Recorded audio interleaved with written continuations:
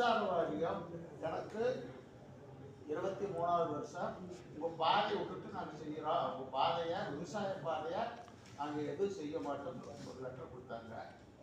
அது அப்படியே ஓடிட்டு இருக்கும்போது உடனே கோட்டாட்சியர் 24/2023 அன்னைக்கு அவருக்கு ஒரு மனு கொடுத்தோம்.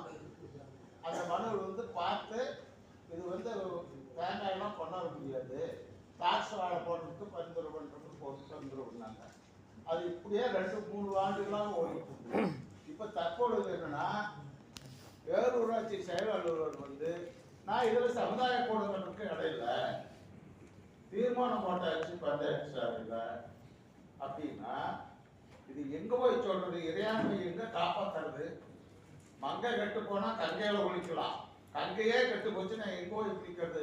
நாங்க பலமுறை சொல்லிட்டோம். இப்ப அவர் என்னன்னா அது பேரூராட்சி தலைவரோட வீட்டுக்காரர் பயங்கரமான ஒரு சூழ்நிலையில போயிட்டு இருக்கிறார். ஏன்னா அவர் நிறையான கால் குறிச்சி பண்ணிட்டு இருக்கிறார். இது எனக்கு மட்டுமல்ல, அங்க கருப்பசாமி கோயில் இருக்குது, நிலம் இருக்குது, கிணறு இருக்குது. நீங்க சமுதாய கூட எங்க வேணாலும் கட்டுங்க, இடமா இல்லை கொஞ்சம் தொட்டு குச்சிக்கிறாமல ஏன் அந்த பாதையில தான் கட்டணுமா? ஏன் அந்த அம்மா மேல நடவடிக்கை எடுக்குன்னு இப்போ 5 மாசமா நான் உங்ககிட்ட மனு கொடுத்தேன், எடுக்கல. அதனால என்னன்னா கல்லுக்கிட்ட போய் நீதி சொல்ல முடியாது, காணல் நீர்ல மீன் பிடிக்க முடியாது, பாறை மேல நெல் விளைவிக்க முடியாது. அவன் செஞ்ச பாவம் முடியும் அவன் தான் அனுபவிக்கணும். அது மாதிரி இந்த அம்மா மேல ஏன் நடவடிக்கை எடுக்கல? நானா அவங்க மனசை புண்படுத்தல யாருக்கு.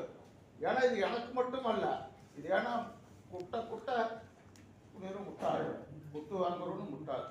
நாங்க ஏன் ஒரு உரிமையை விட்டு கொடுக்கணும்? அது பஞ்சாயத்து சாலை எப்பவில் இருக்குது, எல்லாம் இருக்குது.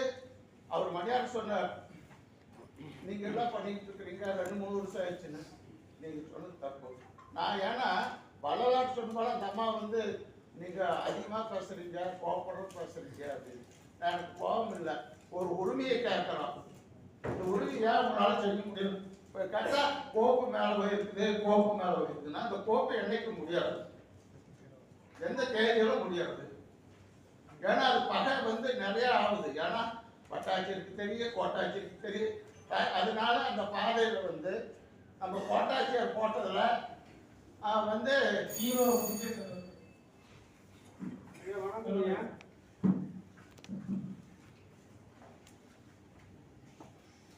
பயன்பாடு செய்யறது சென்னையில்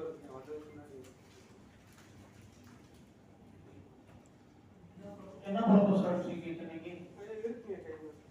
முடிச்சுட்டு சார்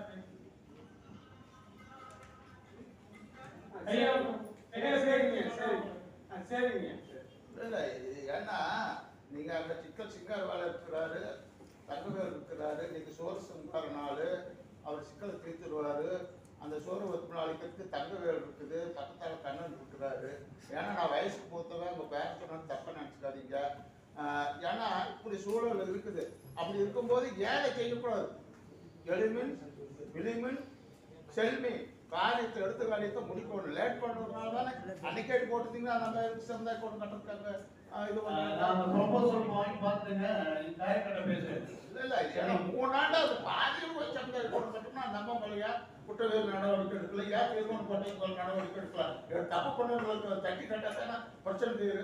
ஏன் தீர மாட்டேங்குது? என்ன காரணம்? சரி, ரொம்ப நன்றிங்க, வணக்கம். எல்லா விஷயம் இப்படி கிடைக்காதுங்க. எனக்கு இந்த ப்ரெஷர்லாம் போயிடுச்சு. ஏன்னா தினம் மாசம் ஒருத்தருக்கு இதனால ப்ரெஷர் வருது. எனக்கு ப்ரெஷர் போயிடுச்சு. ரொம்ப சந்தோஷம், நன்றி, வணக்கம்.